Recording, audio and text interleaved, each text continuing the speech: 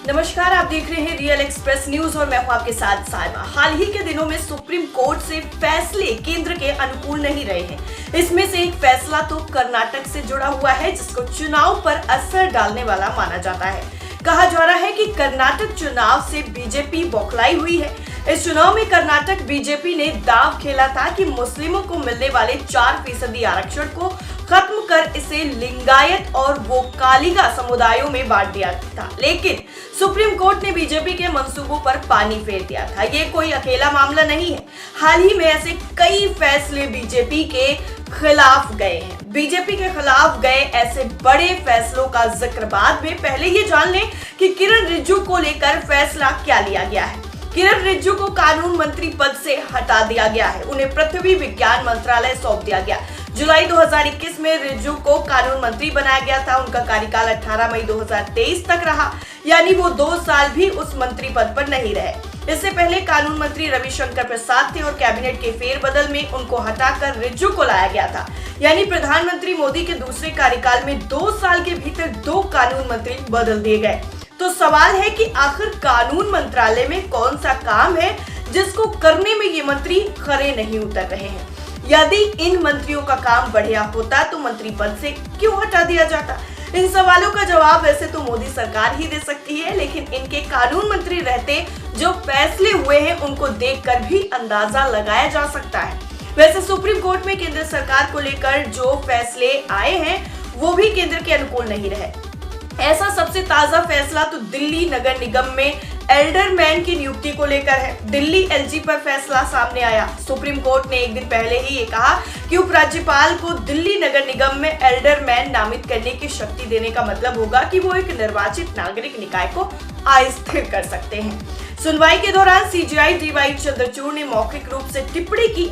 इसे देखने का एक और तरीका है, क्या स्थानीय निकाय में विशेष ज्ञान रखने वाले लोगों का नामांकन भारत संघ के लिए इतनी बड़ी चिंता है?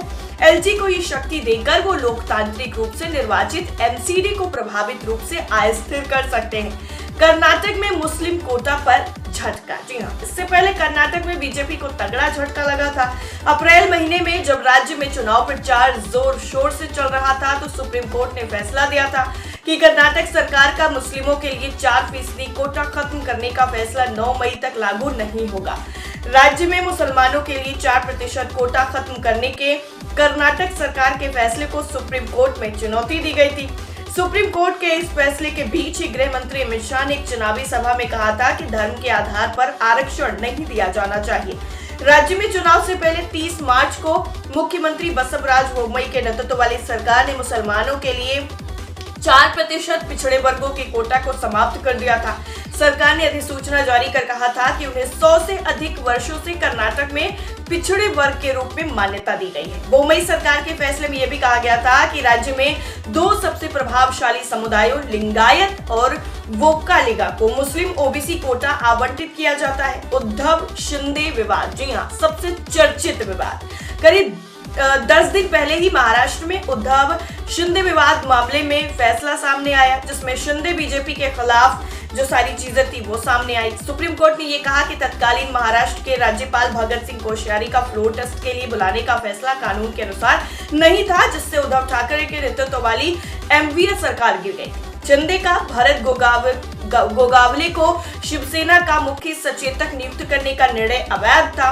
केवल स्पीकर और राजनीतिक दल द्वारा चुने गए नेता ही व्हिप जारी कर सकते हैं। हालांकि उद्धव ठाकरे सरकार को बहाल करने से अदालत ने ये कहते हुए इनकार कर दिया था कि उन्होंने फ्लोर टेस्ट का सामना किए बिना ही इस्तीफा क्यों दे दिया था।